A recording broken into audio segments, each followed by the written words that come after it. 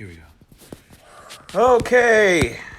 How's everything going out there, guys? This is Skater Claus coming live at you for Skater Claus Labs with my partner. Tyrus. And you're joining us for our daily music lesson. I'm sorry I'm a minute or so late, but it told me that too many people were live streaming and that we had to, we just had to push the button a bunch of times. But anyway, give me just another second because I'm going to hit play. What I'm going to do is these videos usually are too long for me to save onto my phone. So I'm going to hit play on my computer so I can upload the video to YouTube later. So with that said, please just bear with me. I'm sorry. I try and be professional, but this is a low budget production. All right. So it seems like we're good to go. So today's lesson is going to be about blues music. Now, Tyrus, do you know what the word blue means when someone says, like, you seem a little blue? It means you're sad. It means you're sad, right. So, the blues music, that's where the name comes from. Because it's music that came from people who were not in very good places in their life for a couple different reasons. So let's talk a little bit about the history. Then we'll talk a little bit about this theory and what makes it kind of unique. Then we'll listen to some examples and then we'll wrap it all up. So without further ado, let's talk about the history. So the blues came out of songs that, African American people would sing in the fields during the days of slavery or sharecropping. And, everyone knows slavery was a very bad period of time for this country. But then even after, slavery ended, we still had something called sharecropping, which was kind of like legal slavery in a way because, there was people who owned land. Most of these people got that land because they became, wealthy enough to afford it because they used slave labor. So they had people that they did pay or offer food and housing to work the land, but they didn't make much money and it wasn't a very good life. So there's songs that they'd sing in the fields, and that was a way for them to, one, kind of express what they were going through and have an outlet for their emotions, for their negative feelings. And it was also just something to help them get through the day and just, to kind of take and make the best out of a bad situation. So oppression, which is when someone, controls you, and then just basically sad things that happen in life are a big part of the theme of blues music. So, it might not all just be about, slavery and sharecropping and how unfair it was. But it might be about if, your girlfriend leaves you, or if someone you really care about dies, or, just things in general in your life that you're sad about. So a lot of that's the blues. And in the music itself, some of it sounded really sad, but not all of it did. Some of it sounded, a little bit more upbeat, but at the same time, generally was about subjects that were sad. So, it mainly developed in the South in an area called the Mississippi Delta. And also I want to talk about Sonny Boy Williams. Sonny Boy Williams was a blues harmonica player and musician, and he also had one of the first radio shows ever that had African American music on it. And the way he got the show is called King Biscuit Time. And he went to the radio station and said, can I have a show? And they said, you can if you can get a sponsor. And so he went around and talked to everyone he could talk to try and find a sponsor.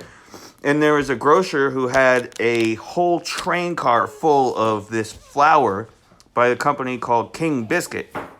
And so the grocer said, hey, if you can sell this flour, help me sell it, then I will, sponsor your show. So the grocer was the sponsor, and people loved the show so much because, it was music that wasn't really being played on the radio at the time. And so they sold out of the flour right away. And that flour had been sitting around forever. And so that show was on for a long time. And then it also went on. There was a different show that wasn't blues. It was more rock. But the name was inspired by King Biscuit Time, which was the King Biscuit Flour Hour. But that's a conversation for another day. So, another thing to note is, again, mostly blues is attributed to the American South, the Mississippi Delta area. But then as, slaves became free and, African Americans started migrating to different parts of the country, there started to spring up kind of different styles and flavors of blues music in different areas. So like Chicago had a huge scene. Hey, how's it going? If you want to ask a question or contribute something, just type in and, enjoy, and I will answer it. So anyway, yeah, so Chicago, St. Louis, those were both places where a lot of African Americans migrated from the South, and they both kind of spawned their own blues scenes. And then one other thing I want to know about the history before we go on into theory is that blues is what spawned rock and roll, or at least most people consider that to be true. So just to give you some examples of this, people who are very influential rock and roll musicians who cover blues songs and very openly speak about how blues influence their music are people like Eric Clapton, who's in Cream, the Yardbirds, and he has his own solo career. Also Led Zeppelin. Led Zeppelin, probably one of the biggest hard rock bands of all time. And, a lot of their stuff was very heavily blues influenced. The Rolling Stones. Of course, Elvis. Paul Butterfield, which Paul Butterfield called his band a blues band, but if you ask my opinion, it was actually a rock band. And then Chuck Berry, of course. So that's a little bit about the history. You need to move more over here. You're not in this frame. So anyway, let's talk about the theory. So there's a few things that make blues, kind of unique, and you can tell that you're listening to blues. One of them is that traditionally it uses a 12-bar structure. Okay? So as a bar is, basically a set of notes, typically 4 notes. So there would be a 12-bar structure. Now, I don't want to get too into the weeds on this. That's a little bit more heavy. But then let's also talk about just like major and minor chords, right? So again, not all blues sounded sad, but there's a major difference between, a major chord and a minor chord. Now, the technical difference between a major chord and a minor chord is a major chord consists of a 1, 3, and a 5, meaning a root note, and then the third note and the fifth note.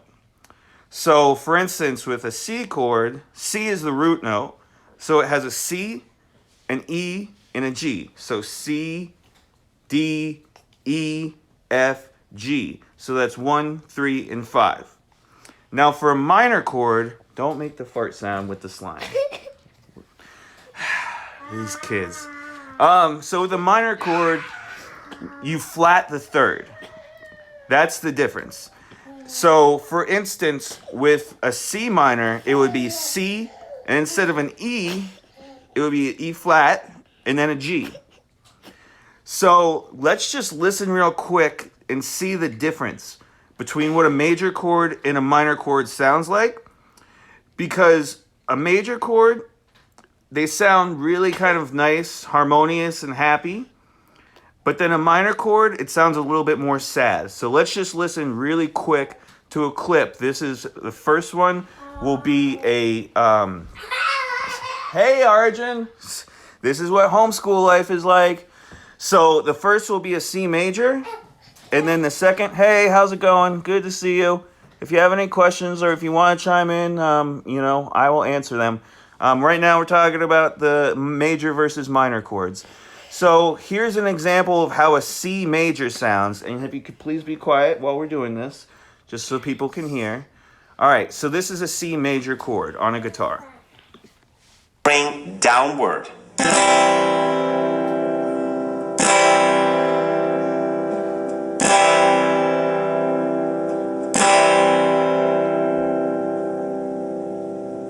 All right, so that's a C major chord. And you see how that's kind of like, it's a pretty happy sound in general. It sounds real nice, sounds real harmonious. And so here's an example of a C minor chord, which again, we're just flatting the third. But listen to how this sounds a little bit more sad, okay? And because of just flatting that third, you can kind of create more of a sad song. And like we said, what is blues about? Why did it get its name? Because it's about sad stuff, right? Yeah. Yeah. Okay, so here is a C minor chord on a guitar.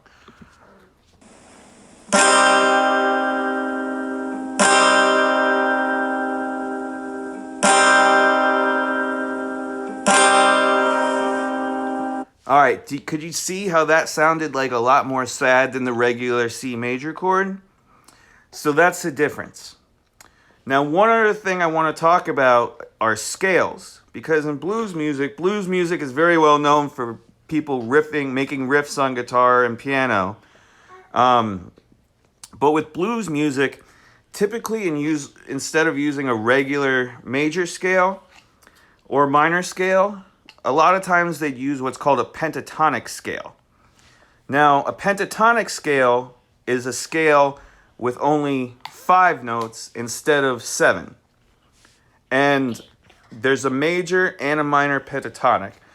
And by taking out these 2 notes, it just gives it a very much unique sound versus a regular major scale. So the major pentatonic takes out the 4 and the 7, and a minor pentatonic takes out the 2 and the 6. So for rock and blues both, they commonly use pentatonic scales. But at the same time, I would say that in general, blues typically uses more of the major pentatonic, actually. My bad. They use the minor pentatonic because the minor pentatonic contains the 7, and the 7 is kind of traditionally associated with blues music. So just really quick here, we're going to listen to the C major pentatonic and the C minor pentatonic scale on the piano. And so for the C major pentatonic, the notes would be C, D, E, G, A. So there's no 4 or no 7. So here we go on piano. This is the C major pentatonic scale. It is. Okay. So that was it. That's the C major pentatonic. So now let's go to the C minor pentatonic, which will, again, there's no 2 or 6. So the notes in this would be C, E flat, F, G, B flat. So, real quick, just on a piano, this is what the C minor pentatonic scale sounds like. This. So. All right, so hopefully you could hear how both of those, like the major again, has more of a happy, uplifting sound. Oh, let me see. What main style of music do I listen to? So the main style of music that I listen to, honestly, right now it's probably hip hop, but I listen to all styles of music, and I mean that very literally. I'd say probably the only style I don't listen to is modern country music, although I do like classic and outlaw country music. But hip hop and rock and roll, punk rock, kind of heavier music like that. But I do love roots music as well. So thanks for the question. Hopefully you're still on and you got the answer. If not, check it out on YouTube and You can see. Let me make sure I didn't miss any other questions. Okay, I don't think I did. All right, so that is kind of a little bit about the theory. And if you want to learn more about that, just, you can look up online. There's tons of resources on Google. So now we're going to go into the best part, which is where we listen to a few clips of songs. So we can just hear some examples. And so what I'm going to do is I'm going to do 2 old blues songs. Very early ones. One that's a little bit more sad sounding, one that's a little bit more upbeat, and then we're going to play a classic rock song that is heavily inspired by blues. So, here we go. The first one is by Skip James, and it's called Devil Got My Woman. So, Tyrus, listen and get ready to tell me what you think about it.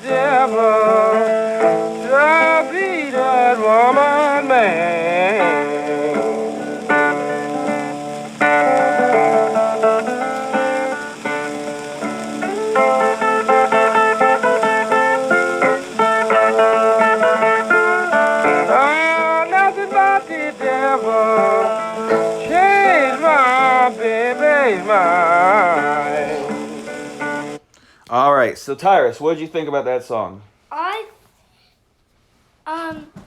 thought it sounded pretty sad. Yeah, it did sound pretty sad. I agree. It sounds sad.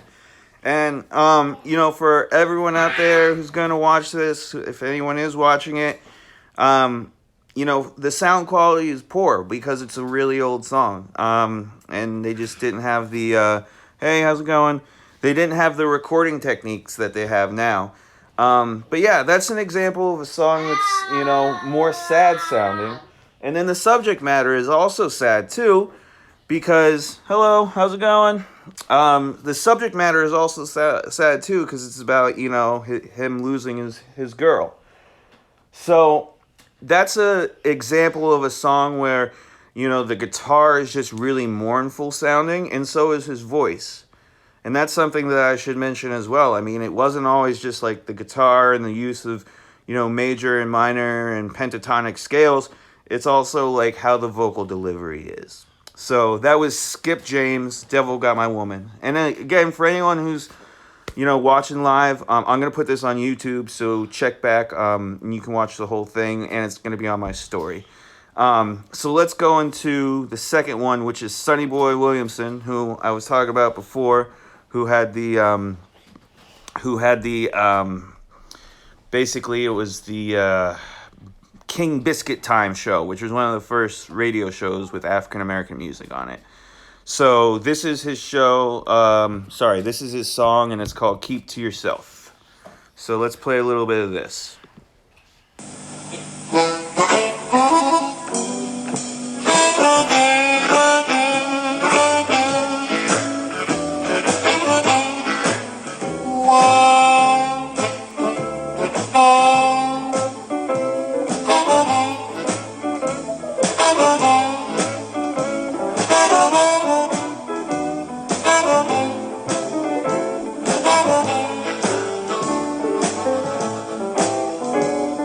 Darling, do me a favor, keep it to yourself. Please, darling, do me a favor, keep our business to yourself.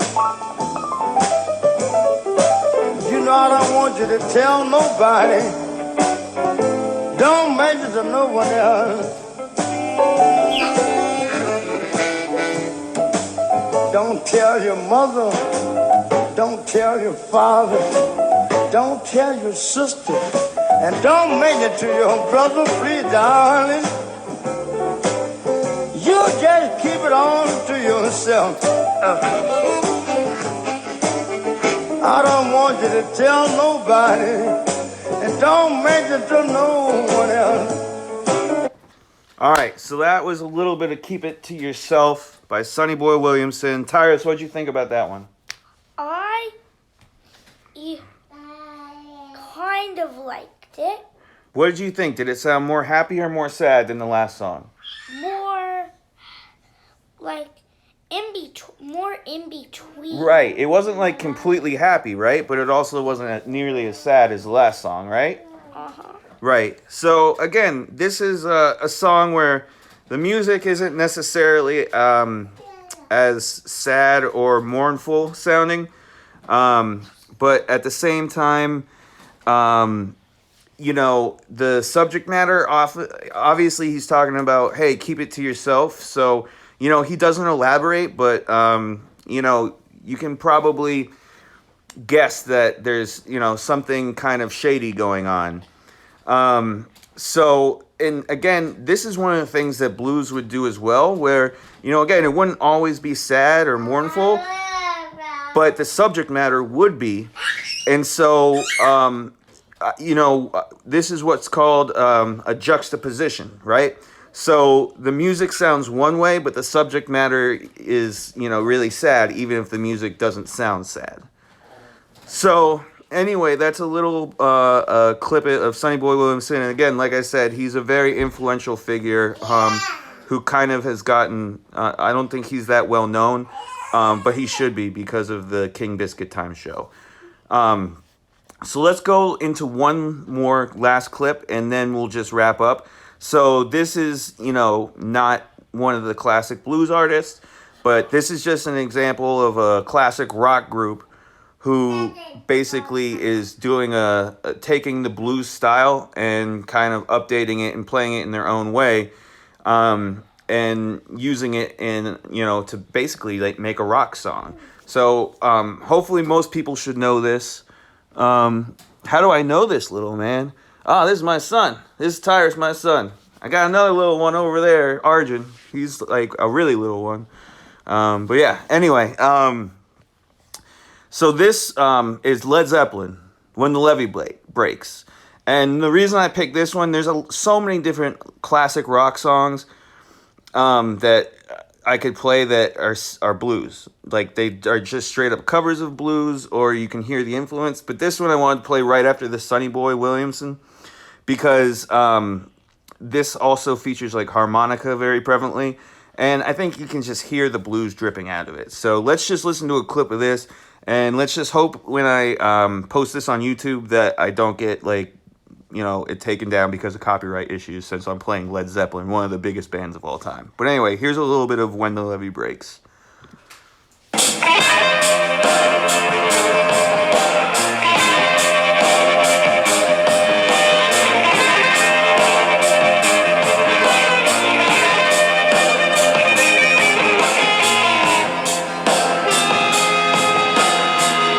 Also, let me stop it because, hey, it says, how old is this little man? I'm sorry, I'm reading this on my phone. He's 6, and I got a 1.5-year-old.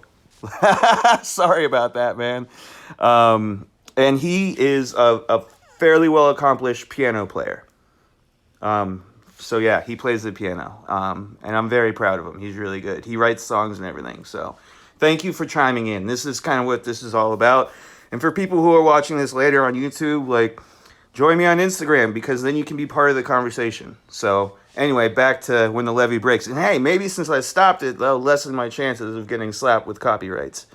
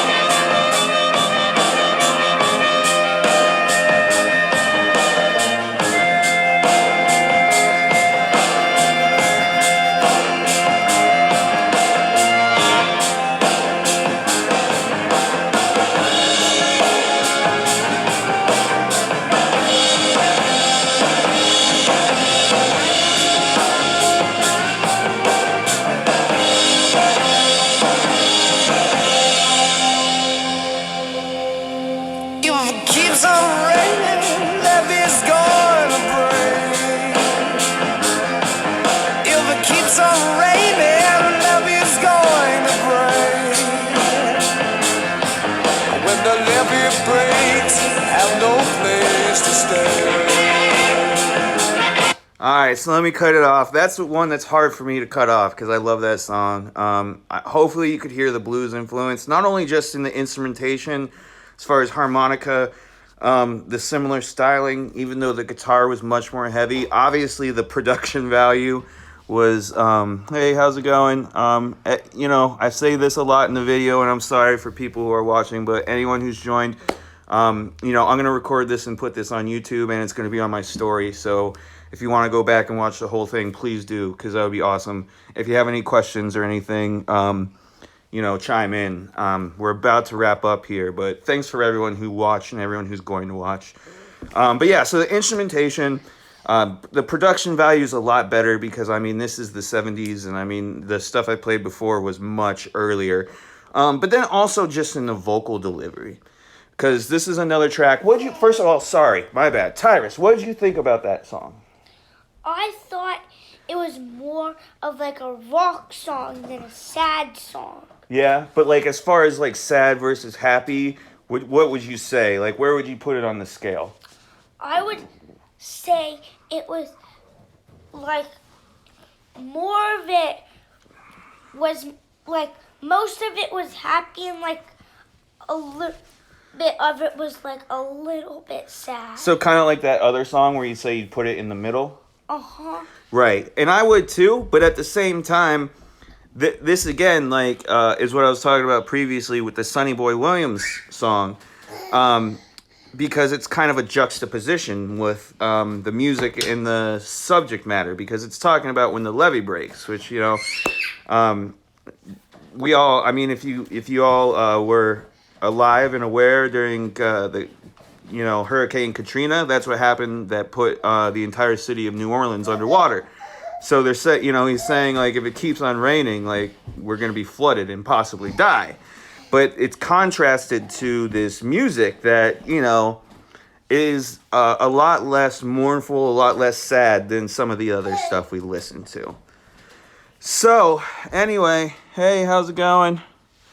About to wrap up, but look at my story. Look for this in my bio, the link to the YouTube. I'm sorry for the people who are watching to keep saying that. Hey, salute. Thanks, man. So anyway, let's just wrap up. So again, just talking about blues. It was born out of, you know, trying times of sharecropping and slavery. You know, a lot of it was songs that were sung in the fields. As people spread out across the country, African Americans, they kind of blended that style of music with other styles to create different forms. And also, it was kind of the start of rock and roll.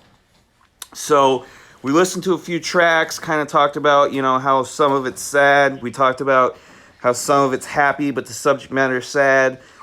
We talked about, you know, major versus minor chords. We talked about pentatonic scales and the major and the minor pentatonic scales, and how those are kind of tools that are used within this style of music. And, you know, it's a thriving style today, I would say. So I have notes up here, so let me just look.